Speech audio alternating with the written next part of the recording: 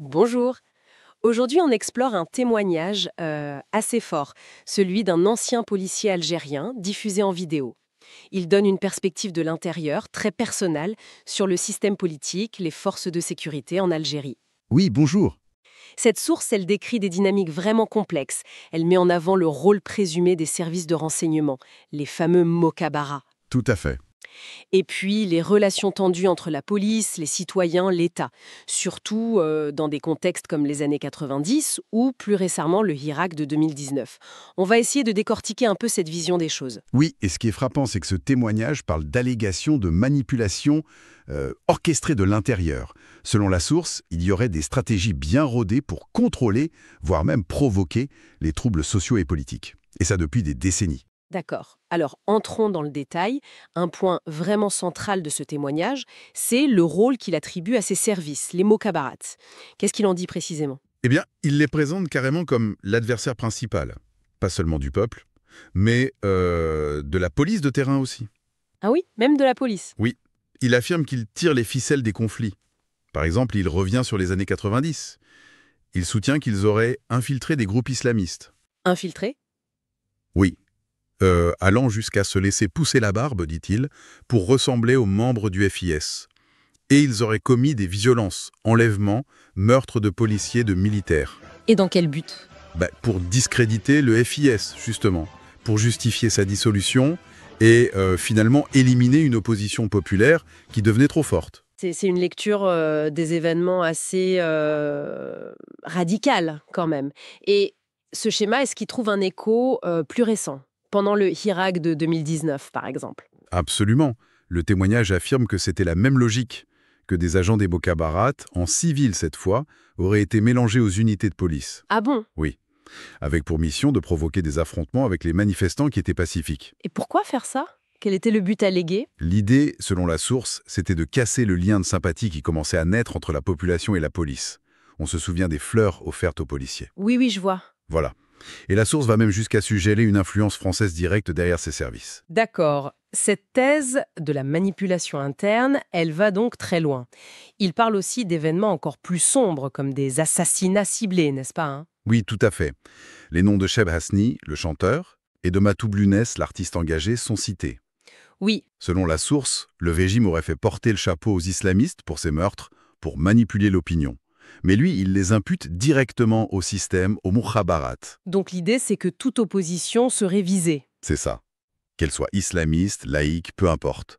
Systématiquement ciblée. Il fait même remonter cette stratégie à octobre 88 en disant que l'ouverture politique de l'époque aurait été en fait une manœuvre pour identifier l'élite contestataire. Pour mieux la neutraliser ensuite. Exactement. C'est la thèse défendue. Et dans ce tableau assez sombre qu'il dépeint, quelle est la place de la police régulière des policiers de terrain? D'après ce témoignage, ils sont coincés, vraiment pris en étau. Certains sympathiseraient avec le peuple. Ils parlent de policiers en larmes en 2019 ou qui refusaient la violence. Mhm. Mais ils subiraient la pression d'agents infiltrés qu'il appelle des lakites, un terme assez péjoratif, bâtards ou trouvés, qui n'ont pas de grade officiel mais un fort pouvoir de nuisance. Donc un appel est lancé par cet ancien policier. Oui, un appel clair à ses anciens collègues, choisir le camp du peuple. Il dit que les Mukhabarat sont leur ennemi commun et que leur sort est lié à celui du pays. Et face à ce système tel qu'il le décrit, il propose aussi une stratégie aux citoyens, aux manifestants. Oui, il insiste sur le pacifisme, la silmiya, c'est fondamental. Mais il dit qu'il faut la combiner avec une pression stratégique pour créer un rapport de force. Concrètement, ça veut dire quoi faire? Ça passerait par cibler directement les sièges régionaux des Mokhabarat. Il cite Constantine, Oran, Alger, Blida. Et aussi au niveau local, encercler pacifiquement les commissariats et les gendarmeries. L'idée derrière ça, c'est d'agir partout en même temps. Pour disperser les forces. C'est exactement ça, décentraliser l'action. Pour éviter que le régime concentre toute sa force de répression sur Alger, par exemple. Bloquer les renforts entre régions. Et utiliser ces encerclements locaux comme moyen de pression. Voilà, comme levier de négociation. Par exemple, exiger la fin de la répression dans la capitale en maintenant la pression sur un commissariat en province. Ce n'est pas vu comme passif, mais comme une confrontation déterminée mais non violente. Et au-delà de la tactique, il y a une critique très très dure de l'État algérien lui-même. Ah oui, absolument.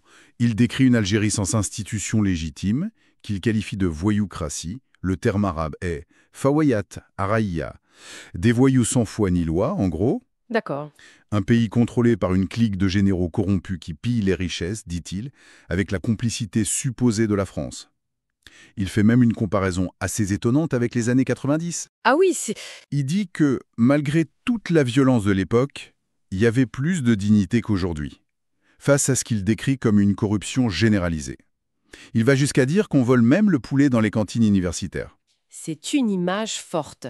Bon, pour résumer un peu ce témoignage, il dépeint donc un système algérien où ces mokabarats joueraient un rôle central, manipulateur, omniprésent mais caché. Oui, c'est le cœur de son propos. Et face à ça, il appelle à une forme de résistance citoyenne qui soit pacifique mais stratégique, décentralisée, avec l'espoir peut-être de fissurer ce système et de rallier la police de base. C'est tout à fait ça. Une perspective très, très spécifique, qui focalise la responsabilité des problèmes politiques et sociaux sur cette entité particulière, les Mokabara. C'est vraiment ce qui ressort. Hmm. Et ça nous amène peut-être à une question, euh, pour la réflexion, quelles pourraient être les limites ou peut-être les angles morts d'une analyse qui identifie un acteur unique comme ça, comme la source principale de problèmes systémiques qui sont en réalité sans doute extrêmement complexes en Algérie?